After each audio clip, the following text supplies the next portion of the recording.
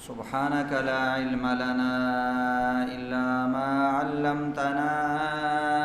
إنك أنت العليم الحكيم. أعوذ بالله من الشيطان الرجيم. بسم الله الرحمن الرحيم.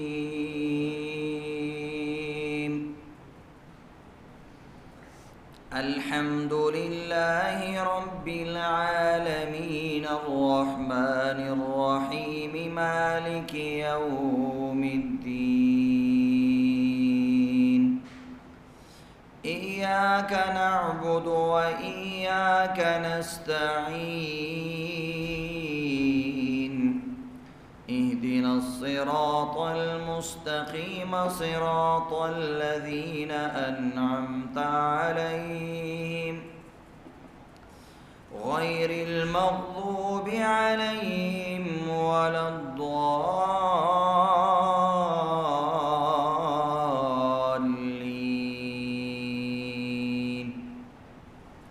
آمين. سورہ فاتحہ 1 نمبر آیات 1 نمبر سفارہ اور 1 نمبر رکوع. د سورۃ فاتحه خلاصہ او داغي څه تشریح تاسو ته بیان شوی و. د آیت نمبر 1 خلاصہ دا ده چې د دنیا ټول اعلی او بالا او یکتا صفاتونه الله لره دي. دا د دې صورت یو داوا هم وا، یو عنوان هم هو، یو ټایټل هم هو چې دې صورت کې اصلا دغه مسله بیانېږي چې ټول حمد و ثنا الله لره دي. اوس په دې داوا باندې دلیل پکار دی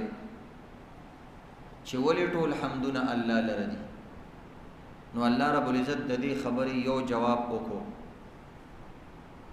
او هغه تفسیر بیان کو چې د الله حمد و ثنا ذکر کول پکار دي رب العالمین چې د ټول عالمونو پالون کې د رب دې دغه الله دی. نو سوچ کوو چې د ټول عالمونو نگهداشت پرورش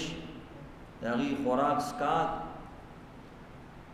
چې کوم ذات کوي نو هم هغه رب دی او هم هغه الله دی او ټول صفاتونه هم هغه لشو. من او تاسو کله خپل جسم لم پورا فایده نشو ورکوله، بیا که جسم پورا کو خپل اولاد له نشو ورکوله، که اولاد اوشي نو به گاونډي سره خېګړه نشو کوله، او که گاونډي سره اوشي نو به بل سره نشو کوله. نو ټول کندمیو زمنګ د ملک وزرا حکما د ټولي دنیا کندم دي. نو الله لزکه ټول صفاتونه دي او الله زکه یو دی او وحدانیت الوهیت هر څه د اغدي چې هغه رب العالمین دی. په داسې ځایونو کې چلته انسانان نشته دی بیا الله رب العزت خلقو ته رزق وررسي او په داسې حالت کې عزتمندو چې هغه ډېر مشکل حالات یې الله خلقو له رزق ورکوي.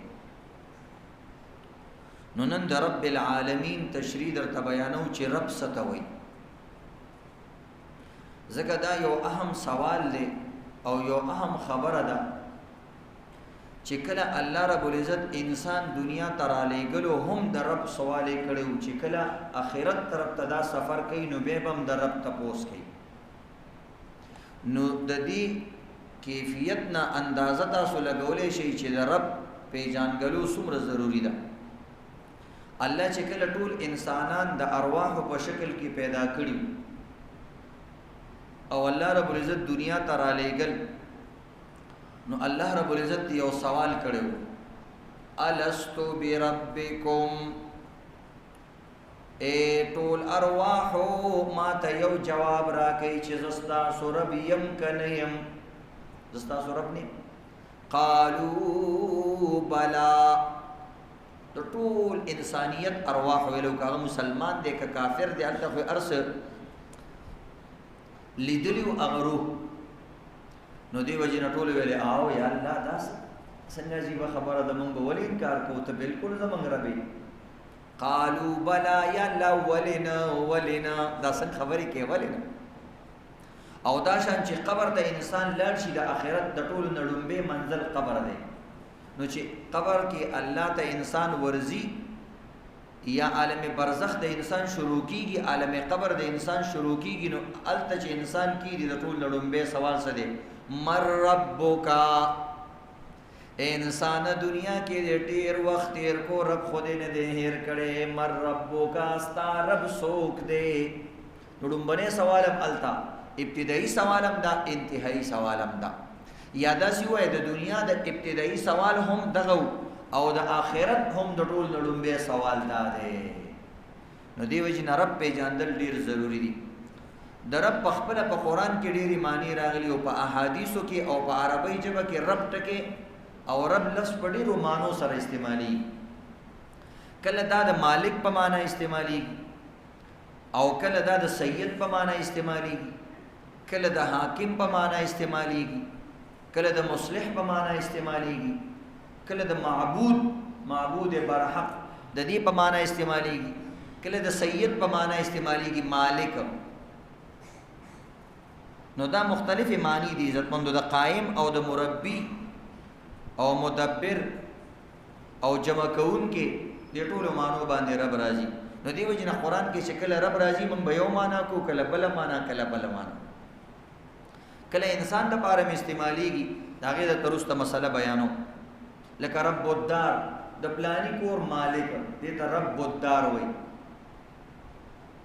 خو صرف رب لفظ کم دی دا ځان لا د مخلوق د پاره استعمال ناروا دی یو انسان خپل مالک ته د شي نشي ویلې شي ربي دا زما رب دی یا څوک دې تاسو کې دا څوک دی نو دا به مالک دی مالک لفظ استعمالول شي مجازي طور سره رب لفظ نشي استعمالول نو دی کې البته په اضافت سره چې رب لفظ راوالي او بل لفظ سره ملګری کې دې ته اضافت وایي د دې رب ټکی بل ټکی ته اضافت وکي او هغه غیر ذویل قول نبی لکه رب الدار د کور مالک به دا د مخلوق د لپاره استعمال جایز دی یا مثلا رب البعیر د اوخ مالک نو دا عربی ژبه کې بیا د مخلوق د لپاره استعمالي خو چې رب سره بل لفظ یوځي کې او بعض عالمان وایي چې ذویل عقول یعنی ضمیر پکې راشي نو بیا بل چا د پاره نه دي استعمالول پکار لکه ربي زما رب ربک ستارب نو دا الله د پاره ویلې شي خو د مخلوق د پاره نه شي ویلې لکه یو سړی مالک له تو ته نه وی چې هاذا ربک دا ستار رب دی مالک ورته ویلې شي پاره به لفظ خودی باندې یو سوال راځي چې قران پاک کې خدا استعمال شوی دی یوسف علیہ السلام واقعہ کې غالبا ارجع الى ربک لا شخ المالک لا مشرلا سید لا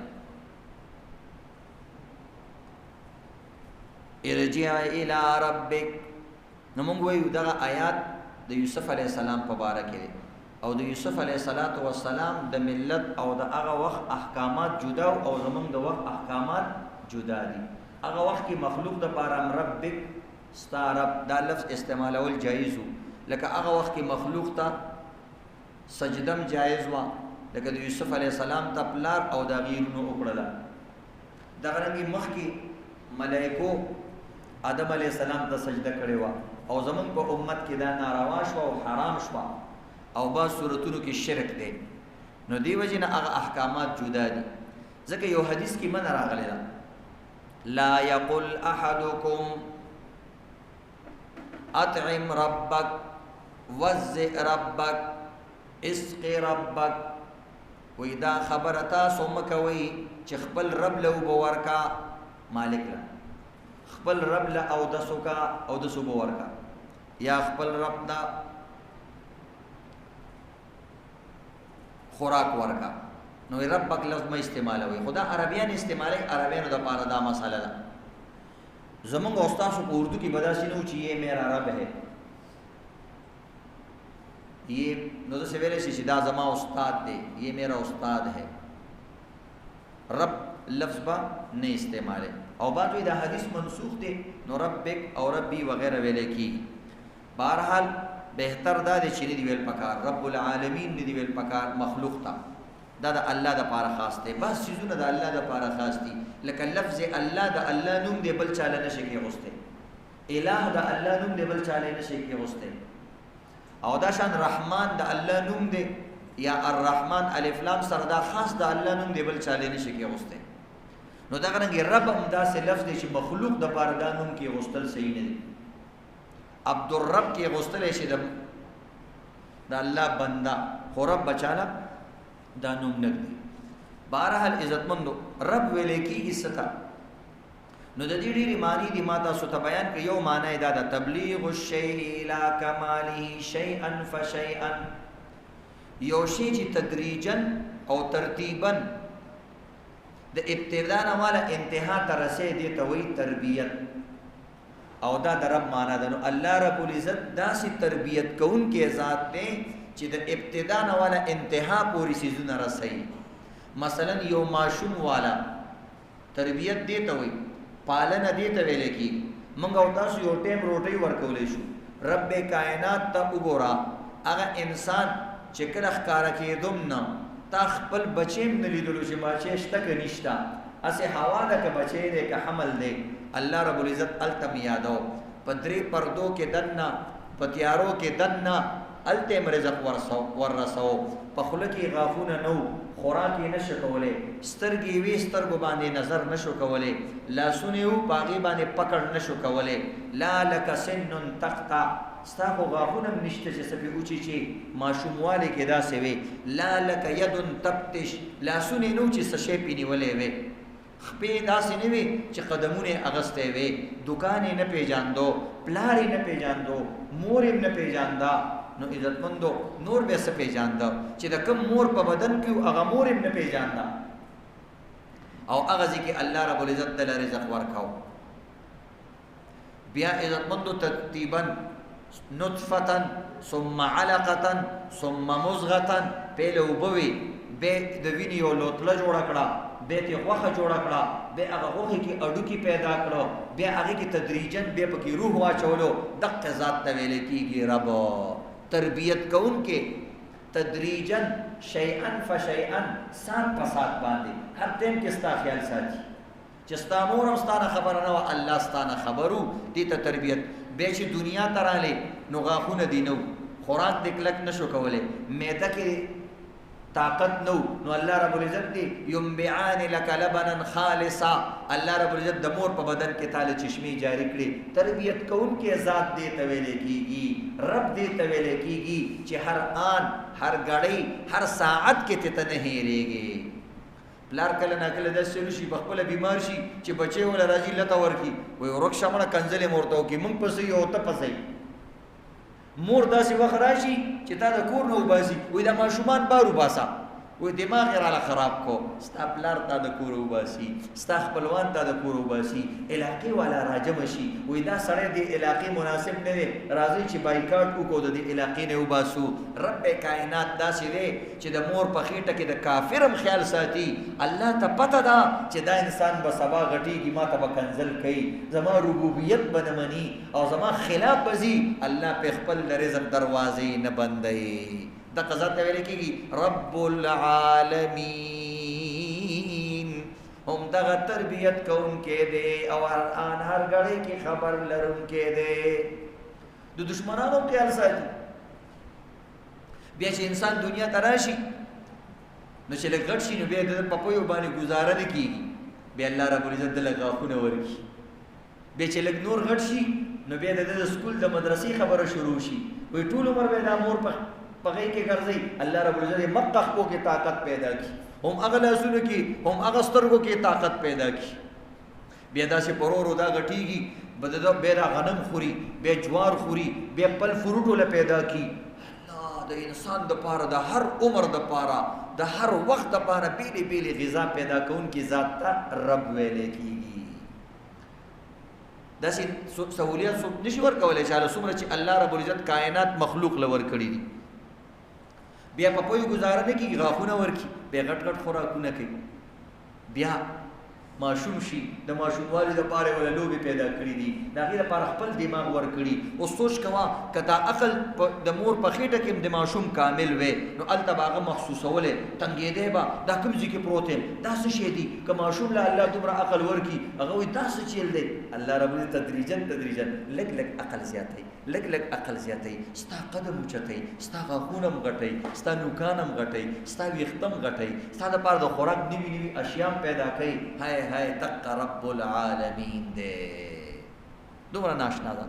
بیا دې ځوان کی او بیا دې بوډا کی، په اخره کې مرګ راشي او د هر دور ستا دپاره څیزونه پیدا کړي. ته چې بوډا کېږې ستا اخلاق خپله بدلېږي، ستا مزاج خپله بدلېږي. ما بل ورځ ملګرو ته ویلي د بوډا څه نشاني ده. یو سړی هم ځان ته بوډا نه وایي، نو دا هسې عرفي خبرې دي. د بوډاوالي دا نشاني ده چې انسان چې کله اودس ته کیني و یار څه چوکۍ بني چې کینو، بس چې په چوکۍ کیني نو پوه شوه چې یو درجه بوډا شوي. او چې کله خپه وینځي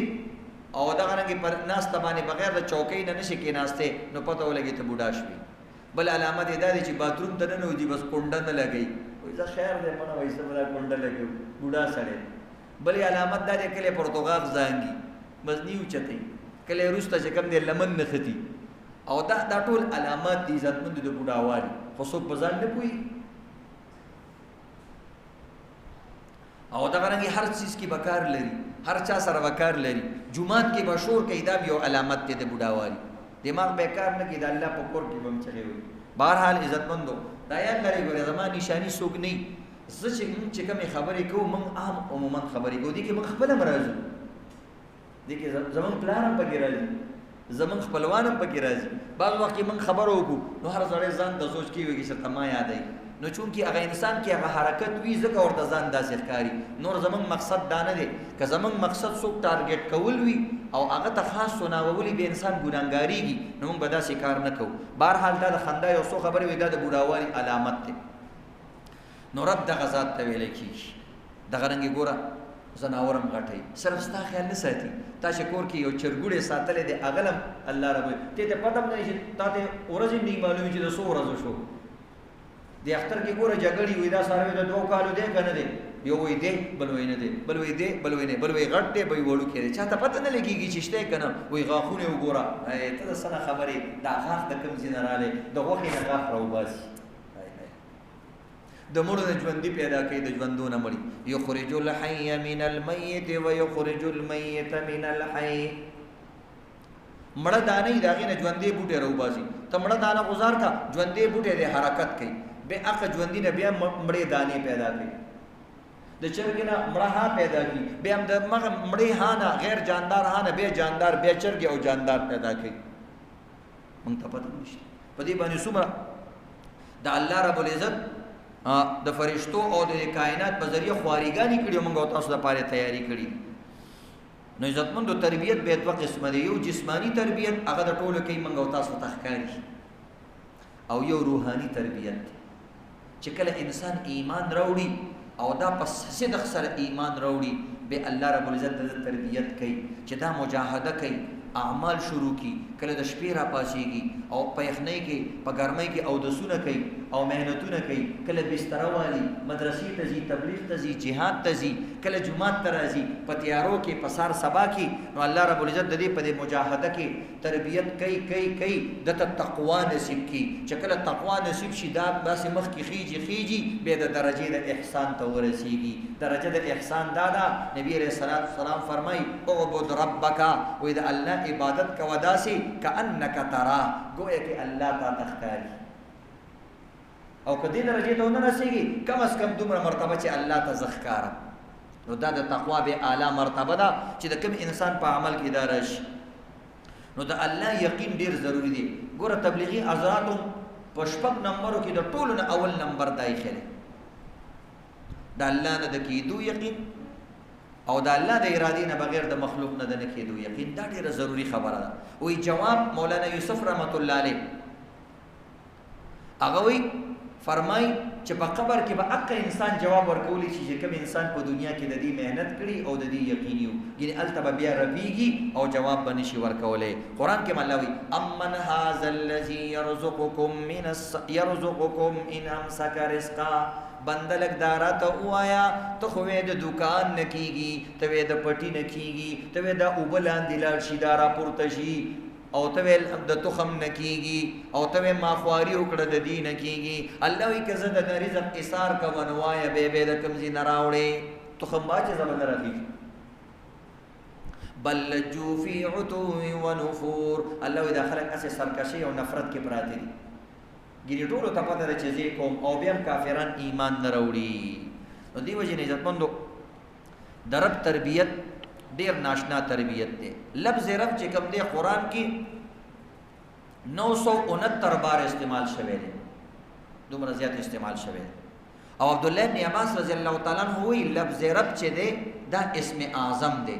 حدیث پاک کې راځي اسم اعظم هغه لفظ د الله نوم دی چې چاته دا معلوم شو او په دې سره کومه دعا وکړه الله رب العزت هغه دعا قبلې. اسم اعظم وي. نو دا هغه ابن عباس رضی الله تعالی عنہ د قول مطابق اسم اعظم ربي ربي ربي ربي دا لفظ دی. او د دې لپاره علماء یو دلیل بیان کړي. وی لفظ رب ځکه اسم اعظم دی چې اکثر دعاګانې ته قرآن کې وګوره هغه په ربنا سره شروع شوي دي. ربنا ظلمنا انفسنا مشهور دعا. به دویمه دعا ربنا اننا آمنا ربنا فاغفر لنا. بل ربنا لا تؤاخذنا ان نسينا. بلا ربي هب لي من لدنك رحمه. بل ربي زدني علما. بل رب اغفر وارحم. نو تاسو ګورئ اکثر دعاګان کې ربي ربنا ربي ربي دا الفاظ استعمال شوي. نو دی وجه نه کلم سره دعا کې اللهم ربنا اللهم ربنا آتنا في الدنيا حسنه وفي الاخره حسنه. اکثر دعا کې ربنا راغلي. نو چې کله انسان دعا کوي پښتو کې اللهم ربنا زما یا الله دا دعا کوي اللهم ربنا مال علم راکي اللهم ربنا یا الله ما داسې کی لازم ویل شي اللهم ربنا یا اسی دعا کې شروع کې درې ځله وای اللهم ربنا اللهم ربنا اللهم ربنا او بیا دعا شروع کا. دغه نه عزتمندو د رب یو معنا د معبود برحق. یو صحابي یو عجیبه واقعا ده. هغه رب لفظ په یو شعر کې استعمال کړي رب یبول الثعلبان برأسه لقد ظل من بالت عليه الثعالب. یو صحابي دی دا چې کله هغه اسلام نو راوړي نو یو باندې چې نبی علیہ الصلوۃ والسلام لراله یو قصه ورته بیان کړه. غاوی بن عبد العزى مداغ نبی علیہ السلام ته وی او زل تلو نو مال او دسمات رااله نو ما ځان سره بوتم وړو. دوی به د بوتان ځان سره ګرځول واړه به ځان سره په سفر کې وړل تر دې پورې چې چا سره بوت نو چونکی هغه ته دوی معبود ویل نو پلاره کې به شګي راغونډې کړلې چيلې به سره وي او هغه به ول وشلې او داغې نه به خټه جوړه کړه او بوتان به دې جوړ. صحابه کرام به چې کله خپل کې ناس تو کله به وخندل او ویلې موږ هم ډیر عجیب خلک تیر شي په خپل ناسو بم خاورې راغونډې کړلې او په خپل ناسو بم جوړې کړلې او بیا بم ویلې چې دا به موږ له ارسه راکړي او شګه بم راغونډه کړله او چيلې بم په وبم نوې پلار باندې نو چيلې به په اول وشله خټه به دې جوړ کړو بوت به دې جوړ کړو به د عبادت کو نو ځان پورې به کړه راکړه خندل چې موږ هم ډېر ناشنا او عجیب خلک تیر شي په خپل ناسو بم جوړ کړو او به ویل فایده به موږ لدا راکړي نو بوت چاله فایده نشي ورکړي. نو صحابي وي زروانو ما له د اسمات رانه نو غبوت به داسې صفا سوتره ځکه کې وستو او داسې مرته کتلې چې چېرته پخوا خو به څاروي په دې صحراګانو کې او په ځنګلونو کې به څاروي څیزونه به یې اوچتول ځکه بعض بوتان به د اوړو نه جوړ شوي نو چې څاروی به پرې رالې اوچت به یې کو به یې خوړو نو ما یې داسې خیال ساتو وایي زه چې روان شوم او د اسماتي نه راپاڅېدم وایي چې ومې کتل نو یو بیزوګې یو بیزو یا ګیدړه سورلنډې وایي هغه مې چې کتل وایي زما د دې بوت د پاسه یې داسې خپه اوچته کړو د پاسه یې پیتیازې وکړلې بس ډېر زیات ملامته شوم چې ته د دې عبادت کې چې د دې سورلنډي نه او د دې بیزو نه هم ځان نشي ساتلی د میتیازو نه هم ځان نشي ساتلی نو دا به ستا حفاظت څه وکړي نو دغه وخت کې هغه یو شعر ویلو رب یبول الثعلبان برأسه آیا دام رب کی دیشی چې د چا په سر باندې ګیدړان او بیزوګان میتیازې کوي لقد ظل من بالت علیه الثعالب او ذلیل دی داسې رب چې د پیشوګانو او د ګیدړانو نه ځان نشي ساتلی داسې رب دی د پیشو نه او د ګیدړ نه ځان نشي ساتلی بس وی غزار به ټوټه پرېږدی او به ایمان راوړو وی زما د ایمان ذریعه دغه عمل جوړ شوی دی نو عجیبه عجیبه واقعات شوي یو صحابي وی زما د ایمان ذریعه دا جوړه شوه وی ما یو بت جوړ کړی نو یو ځل مې داسې کوی سره نږدې ایښی وی زه چې د پاک نه رالم وی هغه معبود مې غیب شوی وی ډېرو پسې وګرځېدم را وګرځېدم وی چې کوی ته مې سر ورښکاره کړو په هغې کې الټه پروت و سر یې لاندې او خپې پاس آسمان ته وې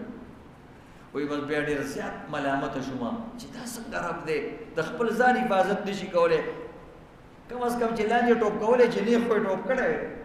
الټه پروت و سر یې لاندې او خپې پاره وی به د هغې نه پس مې ویلې چې د دې به زه عبادت نه کوم او دغه واقعه زما د ایمان ذریعه جوړه شوه موږ څومره عزتمندو خوش نصیبه خلک چې موږ عزتمندو نه پیغمبر لیدلی نه صحابه لیدلی دي او بیا هم ایماندار دي او ګوره د رب کائنات ته او د رب کائنات قرآن ته نن ناست یو او څومره ښکلی مذهب راغلی او ښکلی څومره دین رانه الله را کړی دی نو بهرحال عزتمندو عجیبه عجیبه واقعات دي نو رب معنا د ټولې دنیا پالونکی د دې باره کې یو څو واقعات بیانو واقعات په زړه باندې لږ اثر کوي الله رب العزت خلقو له رزق څنګه ورکوي او څنګه یې پالي کرد یو قبیله ده کرد سلطان صلاح الدین ایوبی کردیو دا یو سخت د پښتنو په شان یو قبیله ده او دوی کې ډاکوان سختواله بهادری شجاعت دا پکې ډېر کو ډاکې به اچولې یو ګروپ د ډاکوانو مشهور یو ډاکو هغه خپل قصه بیانوي چې یو ځل موږ ډاکې له ووتلو تلوار چاقو چاړم ځان سره واغسته و یو ځکه پړاو واچولو او کېناستو چې انسان اوسګاري خامخا اخوا دې خوا ګوري وی ما وکتل یو چینچڼه ده یو مرغۍ او یو درې اونې دي دوه اونې پلداره اونې دي میوهداره اونې دي او یو اونه وچونه ده سات پس یو چینچڼه راپاسېږي او د میوهدارو اونو له راځي او بیا دې خشکې له ځي یو ځل شو دویم ځل شو دریم لس ځل یې دا کار وکړو وایي زما زړه کې داسې وسواس راغلی چې دا مرغۍ ولې داسې کوي انسان چې اوسګاري بس بیا دې څیزونو ته سوچونه کوي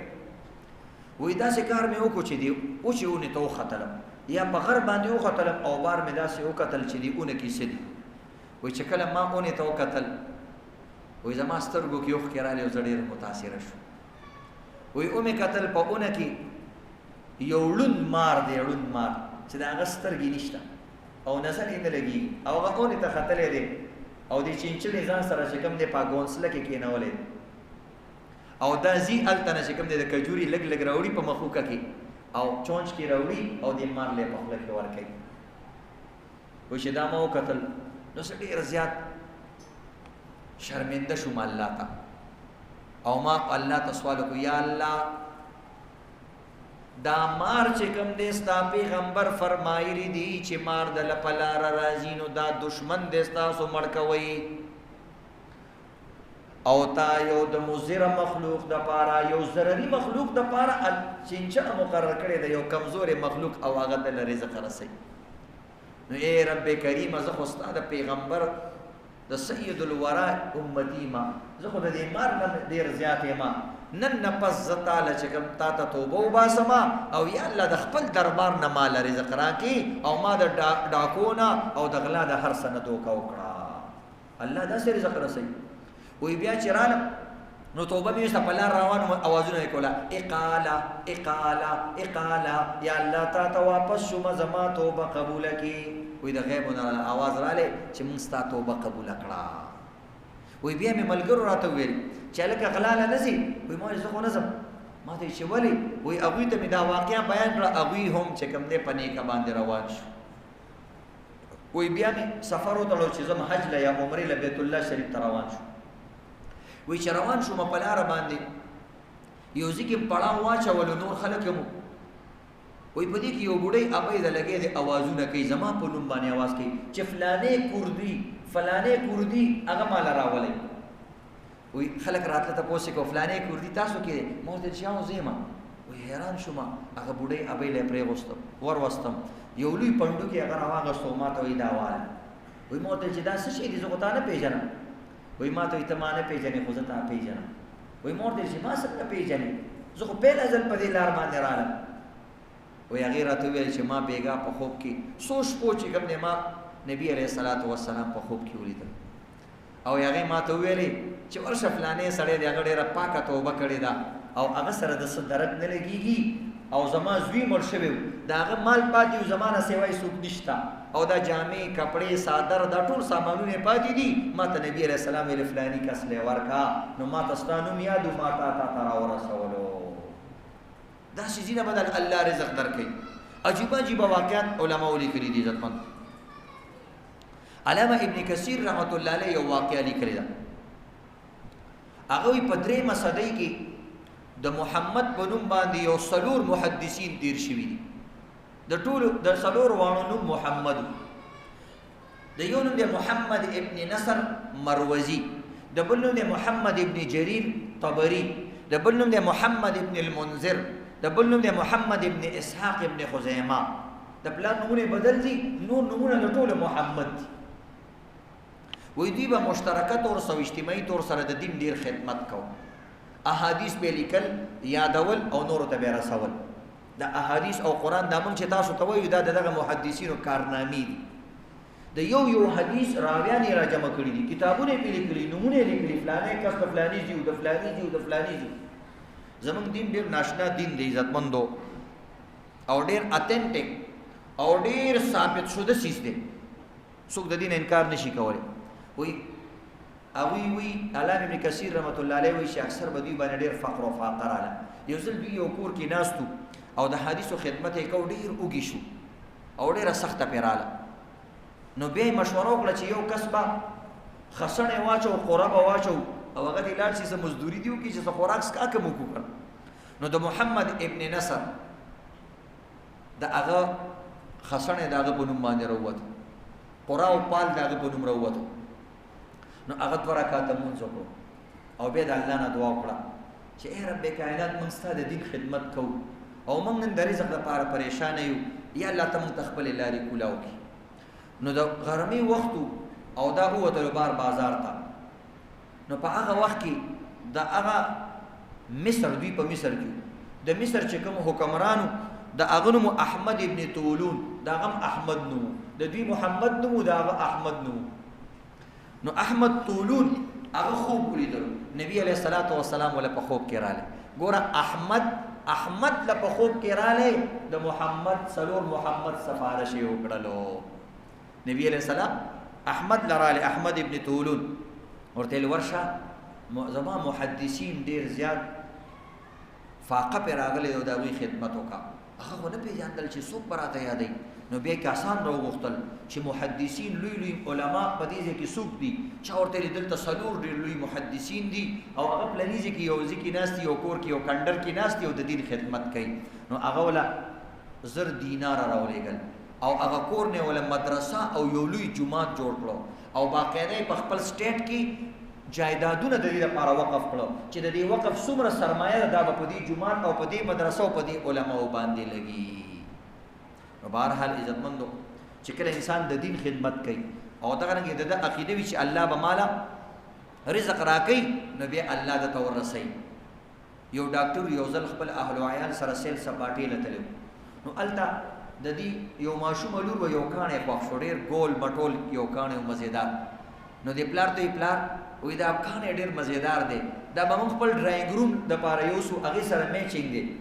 میچ خوري هغه ته بشیر راوایله نو بهرحال هغه کانه راوستو ډرایینګ روم کې په یو ټیبل د پاسه کې غوستلو ډیره موده پس 2 کاله بعد د دې مور چې په صفائی کوله هغه کانه را پرې وتلو مات چې مات شو نو دوی ډیر حیران شو دغه اوچ کانه نه د مین نه چې کم دی یو چینجه راوتلو روان 2 کاله بعد 2 کاله په اوچ کانه کې الله رب العزت چې کم دی یو چینجه ساتل څه طریقې سره به د رزق ورکړي او کومه طریقې سره به دا ژوندې ساتلو دی وجه شاعرم وای چندو تاروں میں تو مرغزاروں میں تو اے خدایا جس نے تیری حقیقت کو پایا ہر سکے تیال چندو تاروں میں تو مرغزاروں میں تو اے خدایا جس نے تیری حقیقت کو پایا تو نے پتھر میں کیڑے کو پالا تو نے پتھر میں کیڑے کو پالا خشک مٹی سے سبزہ نکالا سارے جگ میں کہیں تیرا ثانی نہیں اے خدایا جس نے تیری حقیقت کو پایا یا الہی یہ کیا ماجرا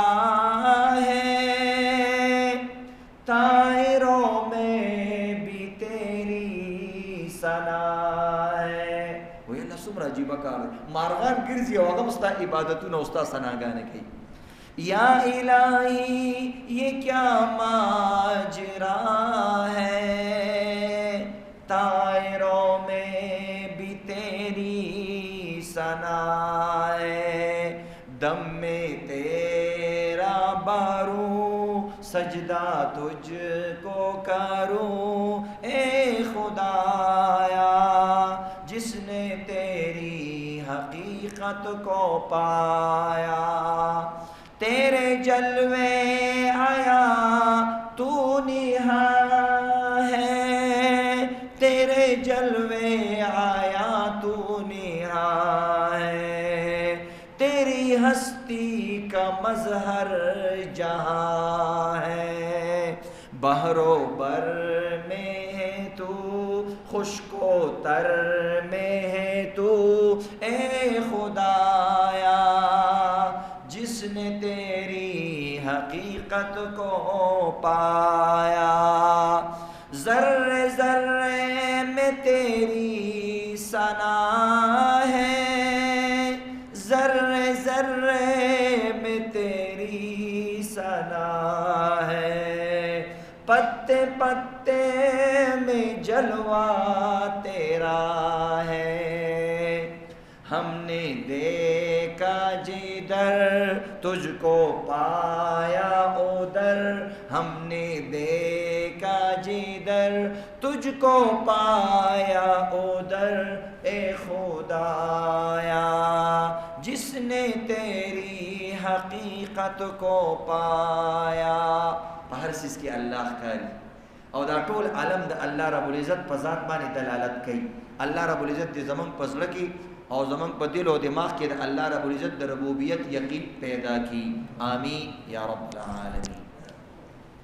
اللهم احسن عاقبتنا